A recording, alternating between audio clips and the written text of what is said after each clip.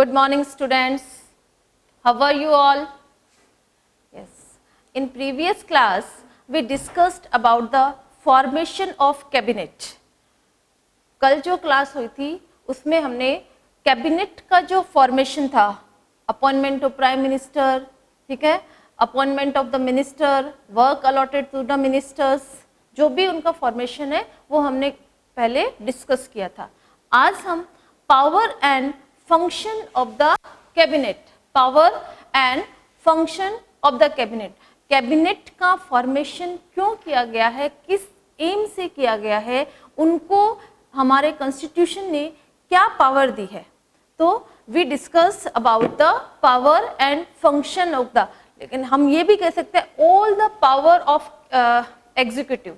Executive जो पूरी power है, it is the vested in the hand of cabinet. President की जो पावर है वो रियल में उसको एक्सरसाइज कौन करता है, कैबिनेट ही उसको एक्सरसाइज करती है.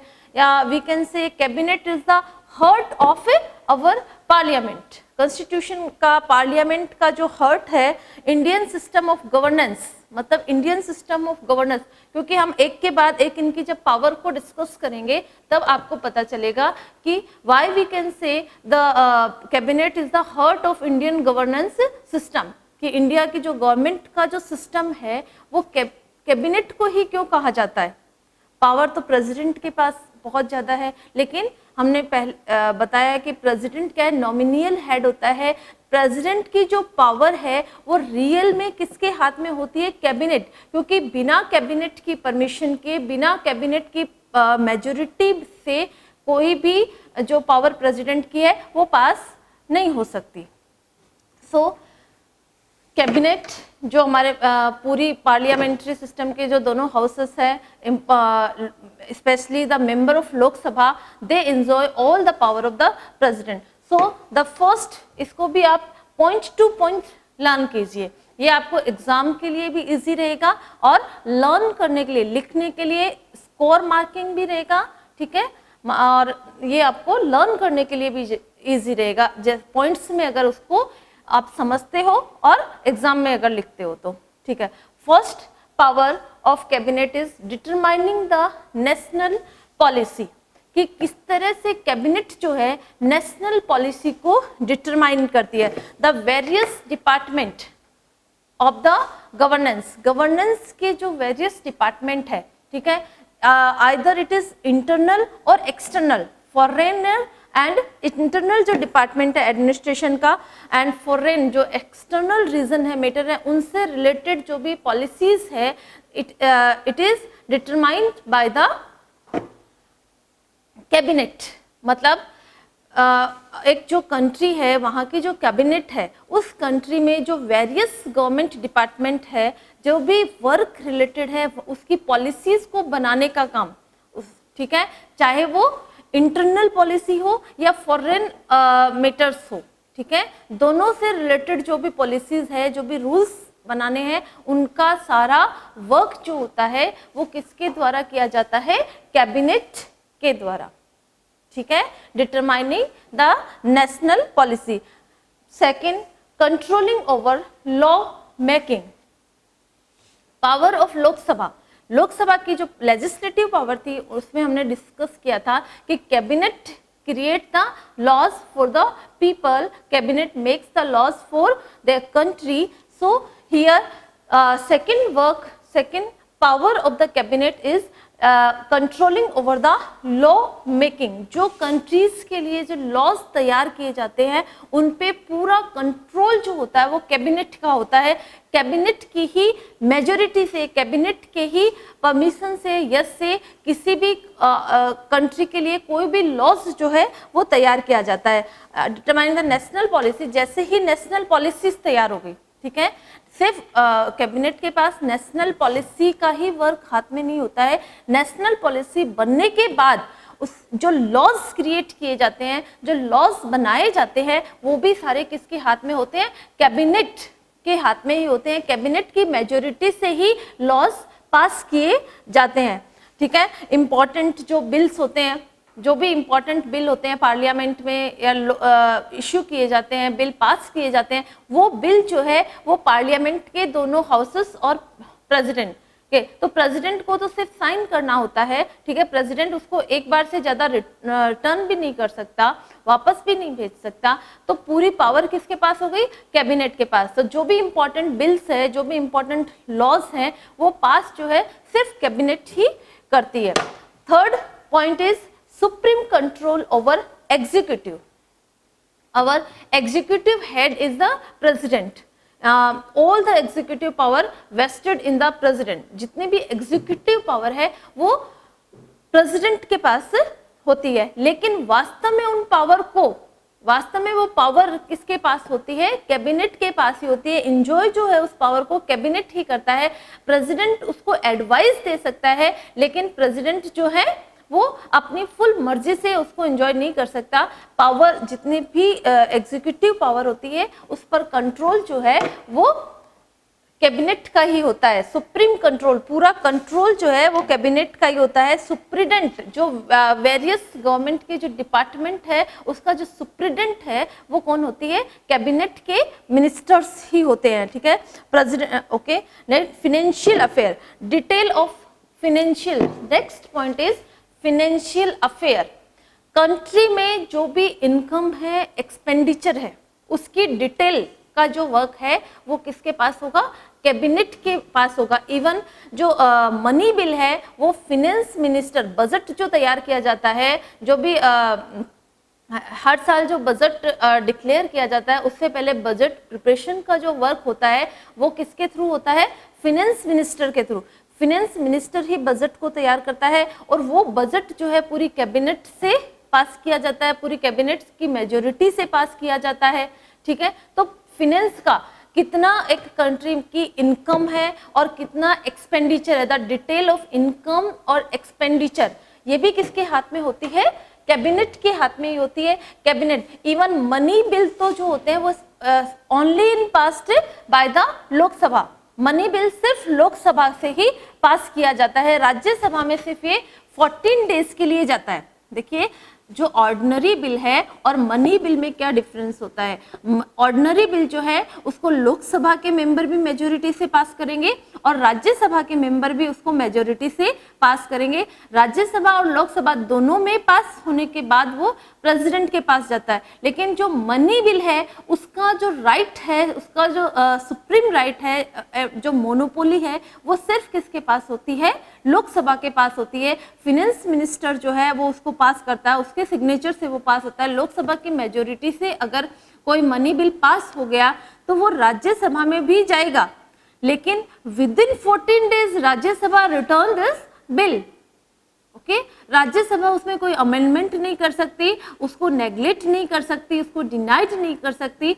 14 डेज के अंदर अंदर राज्यसभा को उस बिल को वापस लोकसभा के पास भेजना ही होता है और फिर प्रेसिडेंट के सिग्नेचर के लिए जाता है। तो मनी बिल जो है, फिनेंस अफेयर्स जो है, उन पे पूरा कंट्रोल किसका होता है? फाइनेंशियल अफेयर्स जो है, चाहे वो इंटरनल हो, एक्सटर्नल हो, किसी भी तरह का फिनेंस जो एक्सपेंडिचर हो रहा है या फिर किसी भी तरह से इनकम जो हो रही है वो overall in the hand of A cabinet और लोकसभा, या लोकसभा भी हम कह सकते हैं। लोकसभा का ही कंट्रोल जो होता है वो फिनेंस पर होता है। लोकसभा का जो फिनेंस मिनिस्टर है वही बजट तैयार करता है, उसी के सिग्नेचर से बिल जो है वो पास किया जाता है, ठीक है। फाइनेंशियल अफेयर अपना हो गया, ठीक है। Control over foreign affairs. अब हमारी जो कैबिनेट है, हमने प्रेसिडेंट की पावर में भी ये पॉइंट डिस्कस किया था कि प्रेसिडेंट जो है उसका कंट्रोल जो है फॉरेन जो पॉलिसीज है, फॉरेन जो पैक्ट हम जो करते हैं, फॉरेन अदर जो कंट्रीज हैं उनके साथ कई तरह के पैक्ट किए जाते हैं, कई कुछ ट्रीटीज की जाती है, कई तरह की पॉलिसीज उनके साथ बनाई जाती है। वो पॉलिसीज प्रेसिडेंट बनाता है, लेकिन वो प्रेसिडेंट, तो वही बात है, प्रेसिडेंट जो है वो क्या है? नॉमिनल हेड है। तो प्रेसिडेंट के पास वो पावर है, लेकिन वास्तव में वो पॉलिसीज जो है, वो पैक्ट ट्रीटीज जो है वो किसकी परमिशन से बनाई जाती है? कैबिनेट की परमिशन से, okay. Foreign affairs of India govern by the cabinet only, okay. Foreign affairs जितने भी हैं वो सिर्फ कैबिनेट के थ्रू ही गवर्न किए जाते हैं, ठीक है। पावर ऑफ अपॉइंटमेंट, एक सेम पावर, आप देखना कैबिनेट की पावर और प्रेसिडेंट की जो पावर है उसमें कोई डिफरेंस नहीं है। आप बिल्कुल कंफ्यूज नहीं होना कि हमें प्रेसिडेंट की भी वही पावर बताई जा रही है और कैबिनेट की भी वही पावर बताई जा रही है। ये सेम पावर है, प्रेसिडेंट के पास भी वही पावर है और वास्तविक में वही पावर को एंजॉय कौन कर रहा है, कैबिनेट कर रहा है। तो पावर ऑफ अपॉइंटमेंट, अपॉइंटमेंट का काम है जैसे प्रेसिडेंट को अपॉइंट करना, सुप्रीम कोर्ट के जजेस को अपॉइंट करना, हाई कोर्ट के जजेस को अपॉइंट करना, ठीक है। ये पावर जो है किसके पास होती है, वो appoint the prime minister, president, ठीक है। प्रेसिडेंट प्राइम मिनिस्टर को अपॉइंट करता है, लेकिन वास्तव में प्राइम मिनिस्टर क्या होता है, leader of the majority party, ठीक है। वैसे ही जो जजेस ऑफ सुप्रीम कोर्ट हैं या अदर जो इतने भी अपॉइंटमेंट है, हायर रैंक्ड ऑफिसर्स जो है उनका अपॉइंटमेंट करना होता है, वो पावर भी कैबिनेट के पास ही होती है, ठीक है। और कैबिनेट के पास कंट्रोलिंग के अलावा, ठीक है, officers given to the president, constitution used by the cabinet in India, functions, India के में कैबिनेट के फंक्शंस के लिए जो भी कैबिनेट की पावर है उसको चेक करने के लिए उसके पास एक अपोजिशन भी होती है, ठीक है। दो पार्टी होती है, रूलिंग पार्टी तो है ही है, फिर दूसरा क्या होता है, एक अपोजिशन पार्टी होती है जो पावर को चेक करती रहती है कि कैबिनेट जो है अपनी पावर को मिसयूज ना करे। चाहे वो मेजोरिटी से ही डिसीजन लिया जा सकता है, लेकिन कई बार मेजोरिटी, एक ही पार्टी अगर रूलिंग में है तो एक ही पार्टी की मेजोरिटी हो जाएगी, जो रूलिंग पार्टी है वही मेजोरिटी में होगी, तो उसी पार्टी में भी कई बार उस पावर को मिसयूज किया जा सकता है। तो ऐसे में हमारी गवर्नमेंट ने एक सिस्टम बनाया है अपोजिशन का, एक अपोजिशन भी होता है, एक दूसरी पार्टी भी जो होती है वो अपोजिशन में ही होती है, तो वो उस पर कंट्रोल भी करती है। बहुत सारे ऐसे मैटर होते हैं जो अपोजिशन को क्वेश्चंस रखने में, डिटेल लेने का राइट भी होता है, ओके। अपोजिशन किसी भी बिल को पास करने से पहले उस पर क्वेश्चंस कर सकती है, और कैबिनेट जो होती है, जो मेजोरिटी जो होती है वो आंसरेबल होती है। अगर किसी भी मिनिस्टर ने किसी भी तरह का बिल पास करवाना हो तो वो उस बिल से रिलेटेड किसी भी क्वेश्चंस के लिए आंसरेबल जरूर होगा, उसको आंसर अपनी अपोजिशन को देना ही होगा, ठीक है। ये होगी अपनी power and function of cabinet, okay. Yesterday we discussed about the prime minister, power and function of prime minister and formation of cabinet. हमने कैबिनेट का फॉर्मेशन, कि कैबिनेट का फॉर्मेशन कैसे होता है, किस तरह से उन मिनिस्टर सेलेक्ट किए जाते हैं, मिनिस्टर्स को फिर डिपार्टमेंट अलॉट किए जाते हैं, अगर किसी भी, और जो उनका जो टेन्यूर होता है मिनिस्ट्री का वो कोई फिक्स्ड नहीं होता है, वो लोकसभा की मेजोरिटी के ट्रस्ट पे, लोकसभा के मेंबर्स के ट्रस्ट पे डिपेंड करता है। उसके बाद उनके पावर और फंक्शंस हमने आज डिस्कस किए कि पार्लियामेंट जो है, कैबिनेट, पार्लियामेंट की जो कैबिनेट है उसके पास पावर और फंक्शंस क्या होती है, हमारे कॉन्स्टिट्यूशन ने उनको क्या पावर दे रखी है, ठीक है। तो ऑलमोस्ट ऑल द पावर, ठीक है। टॉप मोस्ट यूनिट हम लोग कहते हैं फर्स्ट पर्सन प्रेसिडेंट है, सारी पावर प्रेसिडेंट में वेस्टेड है, लेकिन फिर भी रियल में, वास्तव में क्या होता है, all power vested in the hand of cabinet. Cabinet is the heart of government system. जो भी गवर्नेंस सिस्टम है उसका पूरा हार्ट जो है, क्योंकि ह्यूमन बॉडी में सबसे इंपॉर्टेंट, हार्ट ने अगर काम करना बंद कर दिया तो ह्यूमन बॉडी बिल्कुल डेड हो जाएगी। वैसे ही कैबिनेट को हार्ट कहा गया है कि हमारी गवर्नेंस सिस्टम जो है, गवर्नमेंट का जो डेमोक्रेटिक सिस्टम जो है उसका हार्ट क्या है, कैबिनेट है, टॉप मोस्ट यूनिट है ये। All the power of executive real in the hand of A cabinet. जितने भी एग्जीक्यूटिव की पावर है वो रियल में कैबिनेट के ही हाथ में होती है, ठीक है। पावर एंड फंक्शंस को एक बार फिर मैं आपको पॉइंट्स बताती हूँ। Determining the national policy, nation से रिलेटेड, नेशन के इंटरेस्ट में, नेशन के इंटरेस्ट को प्रायोरिटी देते हुए, ध्यान में रखते हुए जो भी एक्सटर्नल और इंटरनल नेशनल पॉलिसीज बनानी है वो हमारी कैबिनेट ही बनाती है।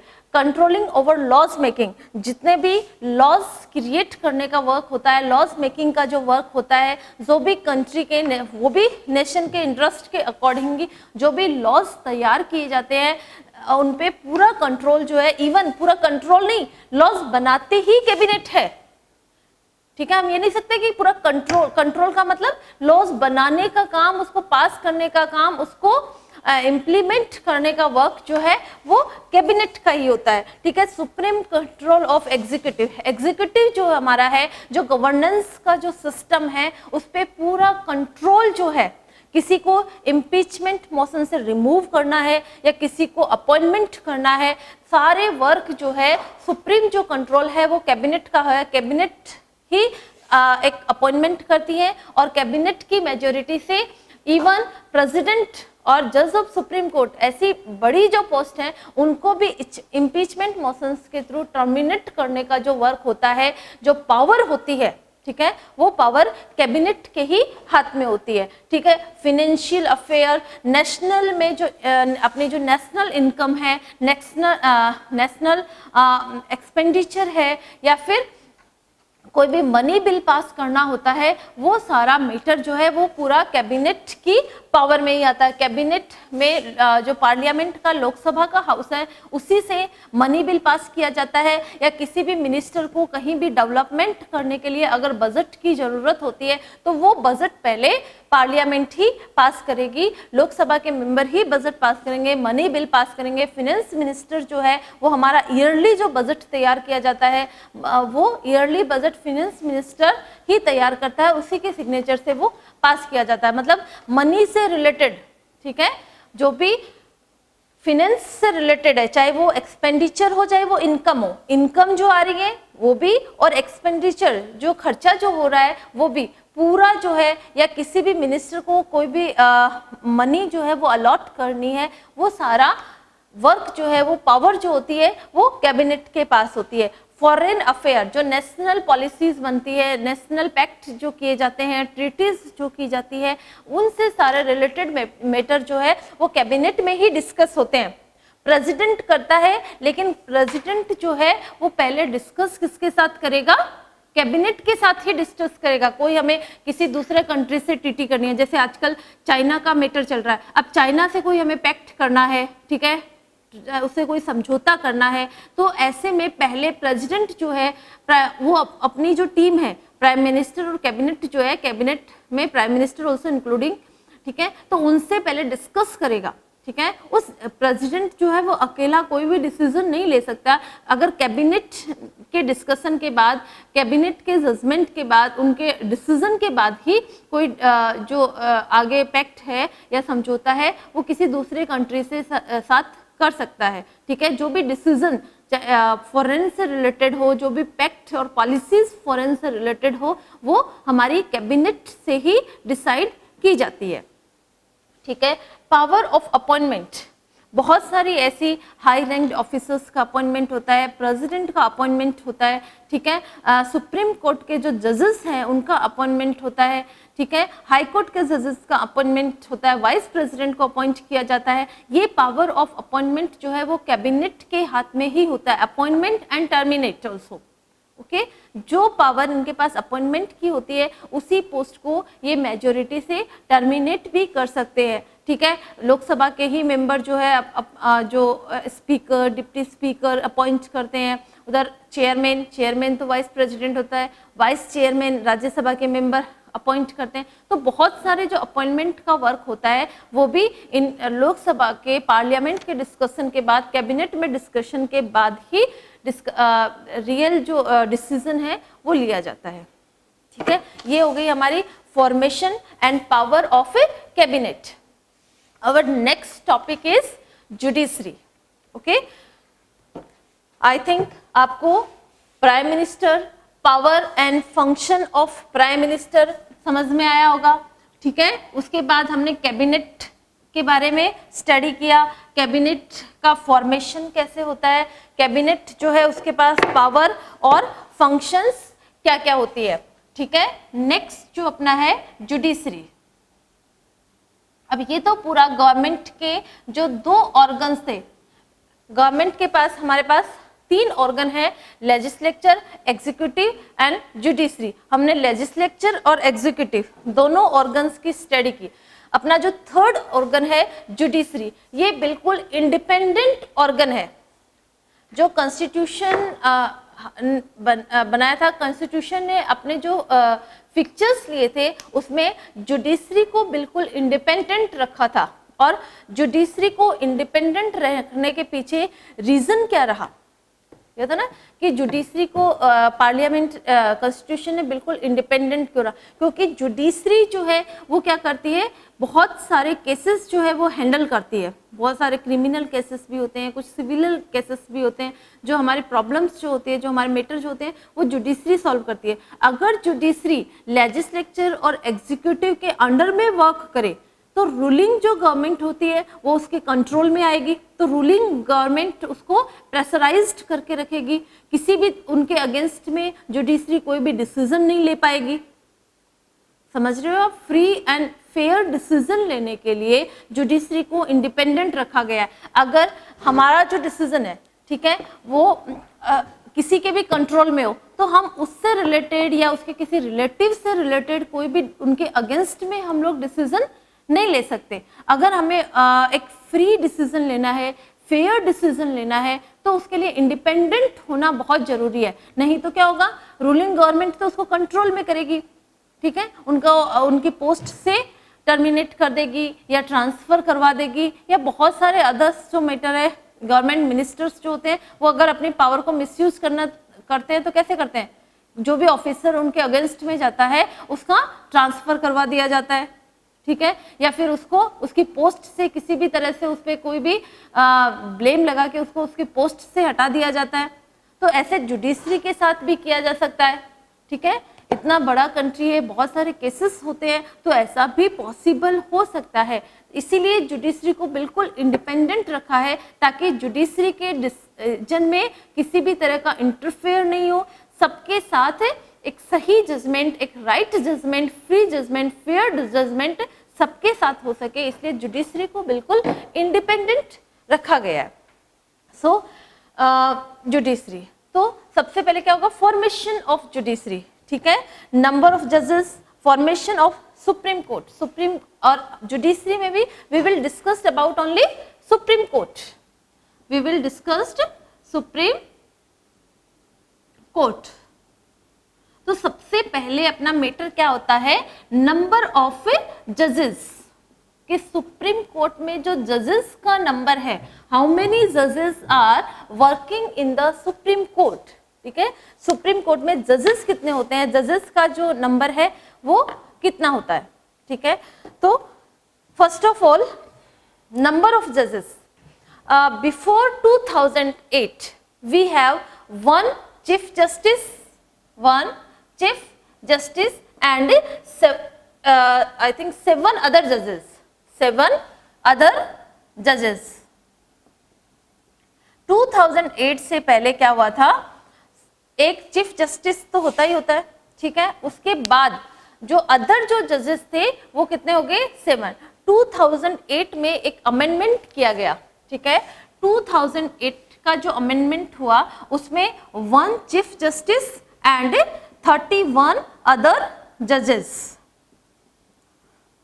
नंबर ऑफ जजेस क्या होगा,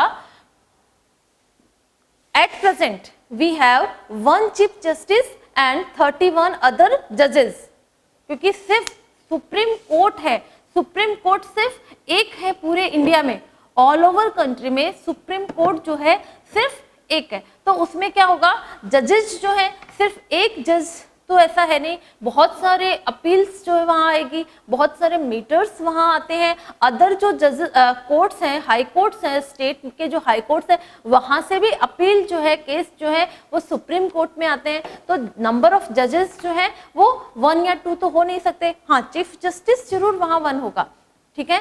तो at present in supreme court 1 chief justice and 31 other जजेस, एक चीफ जस्टिस है और 31 अदर जजेस है। बिफोर 2008, ये 2008 में अमेंडमेंट में हुआ था, before amendment of 2008 we had only 1 chief justice and 7 other जजेस, एक चीफ जस्टिस था और अदर जो जजेस थे वो 7 थे। और ये क्या कॉन्स्टिट्यूशन डिसाइड करता है, ठीक है, सुप्रीम कोर्ट में कितने जजेस होने चाहिए और कितने अदर जो वर्किंग पर्सन है, ये डिसीजन किसका होता है, कॉन्स्टिट्यूशन का डिसीजन होता है, ये कॉन्स्टिट्यूशन के लॉज, पार्लियामेंट इसको ये भी वर्क देखो पार्लियामेंट का ही है, ठीक है, कॉन्स्टिट्यूशन में अमेंडमेंट जो करना है, ठीक है, हालांकि all the laws related to judiciary mention in the constitution, लेकिन कॉन्स्टिट्यूशन में अमेंडमेंट, अब 2008 में जो अमेंडमेंट हुआ,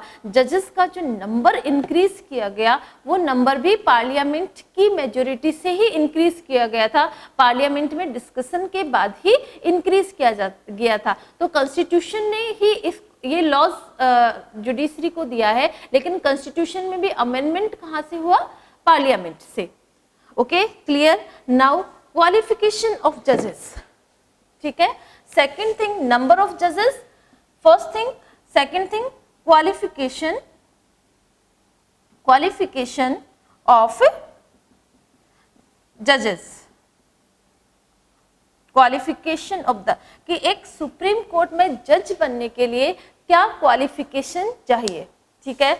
वैसे तो ये कोई इलेक्टेड या नॉमिनेटेड पर्सन नहीं होते हैं, जैसे लेजिस्लेचर के मेंबर है, एग्जीक्यूटिव के मेंबर है, गवर्नमेंट के जो मेंबर है, ठीक है, ये कोई पीपल जो है इनको नॉमिनेट नहीं करते हैं या डायरेक्ट इनका इलेक्शन नहीं होता है, ये पर्सन इनकी गवर्नमेंट जॉब होती है, ये एक एग्जाम जो है उसको पास करके इस फील्ड में आते हैं। लेकिन उसके बाद, लेकिन सुप्रीम कोर्ट का जज बनने के लिए, सुप्रीम कोर्ट के जजेस बनने के लिए, क्योंकि वहां तक जाने के लिए बाद में एक प्रोसेस होती है, उसके बाद जो गवर्नमेंट सिस्टम इसमें, तो उसके लिए क्वालिफिकेशन की क्या जरूरत होगी, ठीक है। तो सुप्रीम कोर्ट का, आप ध्यान से सुनना, सुप्रीम कोर्ट का जज होने के लिए, अब आप ये मत लिखना बैंकरप्ट हो और 35 इयर्स एज हो, ऐसा कुछ नहीं है, ठीक है। सुप्रीम कोर्ट इंडियन सिटीजनशिप तो होगा ही, अगर उसने एग्जाम फाइट किए, उसने सुप्रीम कोर्ट का जज बनने से पहले भी कहीं वर्क किया है, तो बाकी सारी क्वालिफिकेशन तो उसमें होगी ही, लेकिन स्पेशली सुप्रीम कोर्ट में जज बनने के लिए या तो उसने हाई कोर्ट में 5 साल तक जजमेंट किया हो, हाई कोर्ट में वो जज रहा हो 5 इयर्स तक, या फिर किसी हाई कोर्ट या अदर कोर्ट में 10 इयर्स तक एडवोकेट रहा हो, ठीक है, या तो उसने 10 years as a advocate work किया हो, ठीक है, चाहे वो सुप्रीम कोर्ट में एडवोकेट रहा हो, चाहे वो हाई कोर्ट में एडवोकेट रहा हो, मतलब 10 इयर्स या तो एज ए एडवोकेट वर्क किया है, या फिर 5 इयर्स उसने ऑलरेडी किसी हाई कोर्ट में जज का वर्क किया है, जज का वर्क किया हो, ठीक है। दो ही क्वालिफिकेशन इसके लिए, क्वालिफिकेशन ऑफ जजेस का क्या हो, ही एंड मतलब इंडियन सिटीजनशिप तो होगी, ठीक है, उसमें तो कोई दो राय नहीं है कि इंडिया की बाहर का कोई फॉरेन का पर्सन है वो आके यहाँ पर जज बन सकता है, क्योंकि उसने ऑलरेडी पहले भी वर्क किया है, ठीक है, तो ये तो होगा। ही वर्क जज of High Court been the 5 years, okay, 5 years as a जज उसने वर्क किया हो, ठीक है, पहले 5 साल तक उसने किसी भी हाई कोर्ट में एज ए जज वर्क किया हो, चाहे वो राजस्थान के हाई कोर्ट में किया हो, आंध्र प्रदेश के हाई कोर्ट में किया हो, या फिर किसी बिहार के हाई कोर्ट में किया हो, वो पर्टिकुलर स्टेट नहीं है, किसी भी स्टेट के हाई कोर्ट में वर्क उसने 5 साल तक किया हो एज ए जज, ठीक है, और या फिर उसने 10 इयर्स तक एज ए एडवोकेट वर्क किया हो किसी भी कोर्ट में, चाहे उसने सेम उसके जो सुप्रीम कोर्ट है वहाँ 10 साल तक एडवोकेट का वर्क किया हो, या हाई कोर्ट में वर्क किया हो, किसी भी कहीं भी अगर उसने 10 साल तक एज ए एडवोकेट वर्क किया हो, तो वो एलिजिबल है किसके लिए, सुप्रीम कोर्ट के जज के लिए। Third, executive and impeachment motion. Impeachment motion, ये तो समझ में आ गया होगा कि इम्पीचमेंट मोशन क्या होता है, ठीक है। इम्पीचमेंट मोशन मीन्स किसी को भी उसकी पोस्ट से टर्मिनेट कर देना। तो ये इम्पीचमेंट मोशन जो है वो सुप्रीम कोर्ट के जजेस पे भी लागू होता है। ऐसा नहीं है कि सुप्रीम कोर्ट का जज है वो एक बार बनने के बाद उसको रिमूव नहीं किया जा सकता, ठीक है। हालांकि उसका टेन्यूर जो है वो 65 इयर्स तक, हम लोग टेन्यूर 5 साल या 6 साल उसमें नहीं लिखेंगे। सुप्रीम कोर्ट जो है का जो जज होता है उसकी जो वर्किंग एज, जो रिटायरमेंट एज होती है 65 इयर्स तक वो वर्क अपनी पोस्ट पर रह सकता है, ठीक है। वो ऐसा नहीं है कि जज बनने के बाद 5 साल बाद उसका टाइम खत्म हो जाएगा, ठीक है, या फिर 6 साल बाद उसका टाइम खत्म हो जाएगा और दूसरा जज आ जाएगा, नहीं।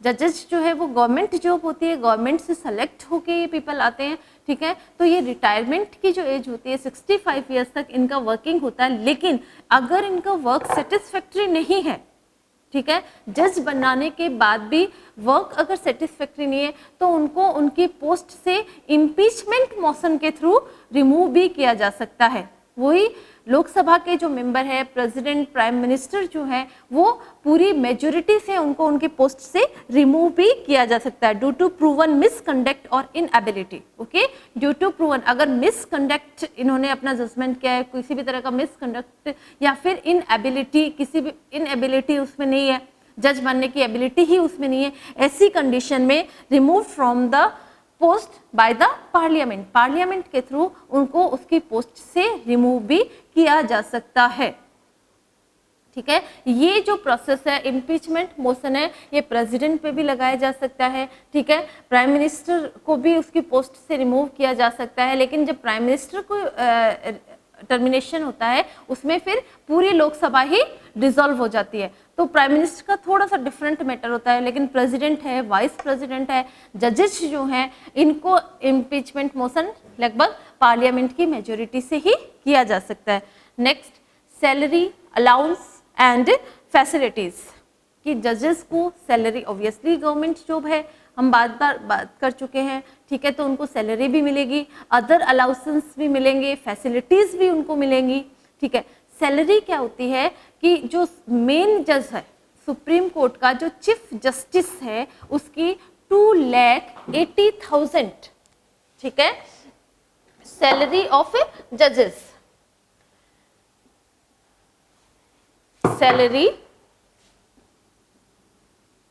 सैलरी जो होगी चीफ जस्टिस जो है 2,80,000, ठीक है।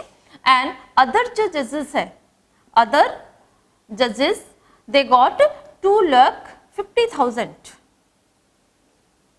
2,80,000 एंड 2,50,000। ये तो सिर्फ उनकी सैलरी है। सैलरी के अलावा भी उनको प्रोटेक्शन, ये मेडिकल सर्विसेज, हाउस, ठीक है, रेजिडेंस, गाड़ी, अदर जो फैसिलिटीज है ये भी उनको अलॉट की जाती है, ठीक है। जजेस salary and allowance are amended from time to time, उनकी सैलरी और अलाउंस जो है वो टाइम टू टाइम चेंज होता है, इंक्रीज भी होते जाते हैं, ठीक है। सैलरी जो होगी वो तो जजेस की जो है वो इंक्रीज होती जाएगी, बढ़ती जाएगी, ठीक है, जैसे अदर जो गवर्नमेंट एम्प्लॉई है उनकी बढ़ती है, ठीक है। उनके जो अलाउंस हैं, जो उनके अदर फैसिलिटीज़ है, वो भी टाइम टू टाइम चेंज होती जाती है। पार्लियामेंट जो है उसको भी अमेंडमेंट उसमें कर सकती है, उनको सैलरी में भी चेंज। तो सैलरी क्या होती है, जो चीफ जस्टिस है उसकी सैलरी क्या है, 2,80,000 रुपीज़, ठीक है। एंड अदर जो जजेस हैं दे गॉट 2,50,000 एंड सैलरी के अलावा भी, ठीक है, सैलरी के अलावा उनको अलाउंस एंड अदर फैसिलिटीज, जैसे उनको रेजिडेंस उनको दिया जाता है। चीफ जस्टिस वगैरह जो है उनको, चाहे वो डिस्ट्रिक्ट लेवल का भी जो जजेस होते हैं उनको भी रेजिडेंस मिलता है, तो रेजिडेंस उनको मिल रहा है। बहुत सारी अदर सर्विसेज जो होती है वो उनको अलॉट की जाती है, ठीक है। गाड़ी उनको दी जाती है, ठीक है, व्हीकल्स उनको प्रोवाइड करवाया जा सकता है, ठीक है, मेडिकल सर्विसेज उनको प्रोवाइड की जा सकती है। तो बहुत सारी ऐसी फैसिलिटीज़ हैं जो उनको प्रोवाइड की जा सकती है। नेक्स्ट, इम्यूनिटीज़ क्या होती है। अब देखो, चीफ जस्टिस के पास क्या इम्यूनिटीज़ होती है, ठीक है, क्या इम्यूनिटीज मीन्स होती है कि उनके जो जजमेंट जो होता है उस पर किसी भी तरह का क्रिटिसिज्म नहीं किया जा सकता। जो सुप्रीम कोर्ट में एक बार डिसीजन हो गया, जो डिसीजन चीफ जस्टिस ने ले लिया, एक बार होने के बाद there is no criticism of decision of the other action, उस पर किसी भी तरह का एक्शन नहीं लिया जा सकता, उस पर किसी भी तरह को का क्रिटिसिज्म नहीं किया जा सकता, उसको क्रिटिसाइज नहीं किया जा सकता। इम्यूनिटीज मीन्स क्या हुआ, चीफ जस्टिस में, सुप्रीम कोर्ट में एक बार जो डिसीजन हो गया, ठीक है, क्योंकि वो लास्ट कोर्ट होता है, ठीक है। तो एक बार अगर डिसीजन सुप्रीम कोर्ट में हो गया, उसके बाद अदर कोर्ट्स के द्वारा या फिर हाई कोर्ट्स या अदर जो कोर्ट्स है, जो भी सबऑर्डिनेट कोर्ट्स है, उस डिसीजन को क्रिटिसाइज नहीं कर सकते। ठीक है। Next, location of Supreme Court. Supreme Court की लोकेशन कहाँ है? It is located in New Delhi. ठीक है।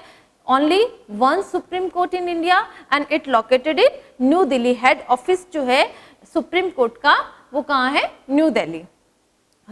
उसके बाद होता है रिस्ट्रिक्शंस ऑफ द जजेस।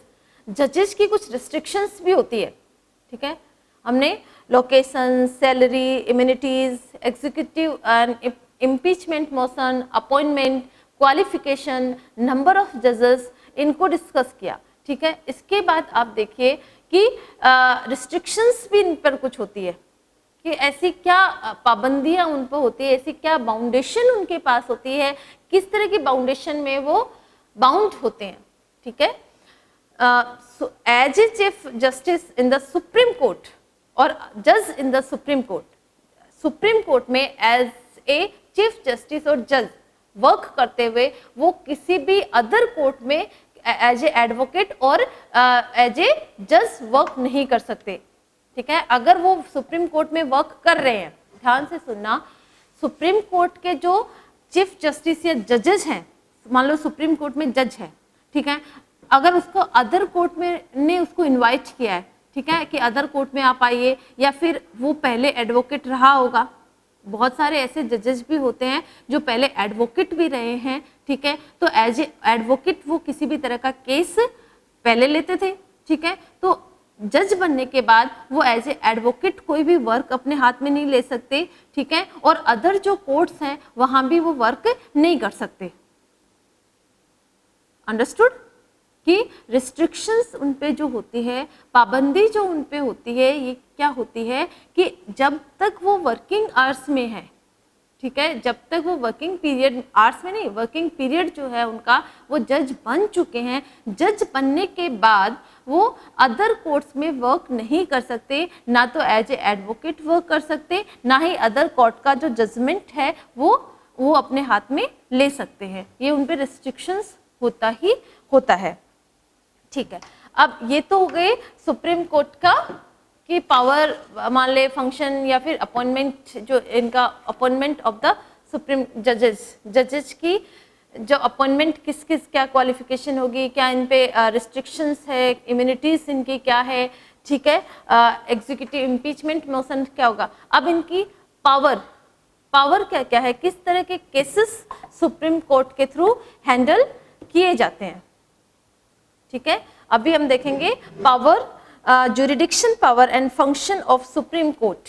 Okay, power and function of Supreme Court. अभी तक हमने क्या देखा? Appointment and formation of Supreme Court. Now we will study about power and function of the Supreme Court की सुप्रीम कोर्ट की पावर क्या क्या है, सुप्रीम कोर्ट क्या क्या किस लेवल के जो फंक्शंस है, किस तरह के मैटर वो सॉल्व करता है। अभी एक बार मैं फिर सुप्रीम कोर्ट को आपको रिपीट करती हूँ कि appointment, formation of Supreme court, कि सुप्रीम कोर्ट का फॉर्मेशन जो है, फर्स्ट नंबर ऑफ जजेस, how at present 1 chief justice and 1 chief justice and 31 other जजेस। एक चीफ जस्टिस है और 31 अदर जजेस है। और ये कब के बाद है? 2008 के अमेंडमेंट के बाद। उसको कौन डिसाइड करता है? पार्लियामेंट। ठीक है। ये जो हालांकि it is mention in constitution, लेकिन पार्लियामेंट के अमेंडमेंट में इसको डिसाइड किया गया है। सेकंड, क्वालिफिकेशन ऑफ जजेस। जजेस की क्वालिफिकेशन क्या होती है कि सुप्रीम कोर्ट का जज बनने के लिए या तो वो किसी लोअर कोर्ट में 5 ईयर जज हो चुका हो, otherwise as a advocate he worked for 10 years. As a advocate उसने 10 ईयर्स वर्क किया हो। ठीक है। देन इम्पीचमेंट, जैसे उसको अपॉइंट किया जाता है, सेम मैनर से उस पर इम्पीचमेंट मोशन, अगर मिसकंडक्टिव और इनएबिलिटी प्रूव हो जाए, ठीक है, जजेस की it proven the any inability or misconduct in this situations, the majority party of the parliament can impeachment motion on the judge of Supreme Court. salary, allowance and other facilities. Then Chief Justice got 2,80,000 rupees per month and other जो judges हैं they got 2,50,000 salary and other facilities also, residence facilities है, vehicles facility है, medical services है, they also got other facilities also. Immunities जो है, there is no criticism, they are the free from any criticism. Supreme Court के जो जजेस हैं वो किसी भी तरह के क्रिटिसिज्म से बिल्कुल फ्री रहते हैं, उनके डिसीजन को क्रिटिसाइज नहीं किया जा सकता अदर कोर्ट्स के through. Then location of the जो मेन हेड ऑफिस जो है, लोकेशंस जो है, it is in New Delhi. Restrictions क्या है? रिस्ट्रिक्शंस जो होती हैं, जज of Supreme Court of India cannot advocate against of court any official matter. वो किसी भी अदर कोर्ट में एज ए एडवोकेट नहीं कर सकता, किसी भी केस को हैंडल नहीं कर सकता. अगर वो पहले एडवोकेट रहा भी हो, 10 years उसने एडवोकेट का वर्क किया भी हो, तो आफ्टर बिकमिंग द जज he cannot handle any of the work. Okay, these are the formation of Supreme Court. Now in next period, in next class, we discussed about the power and function of Supreme Court. Supreme Court के पास क्या power है, क्या उसका functions होता है, किस किस तरह के जो अपील्स है वो सुप्रीम कोर्ट के थ्रू हैंडल की जाती है. Thank you.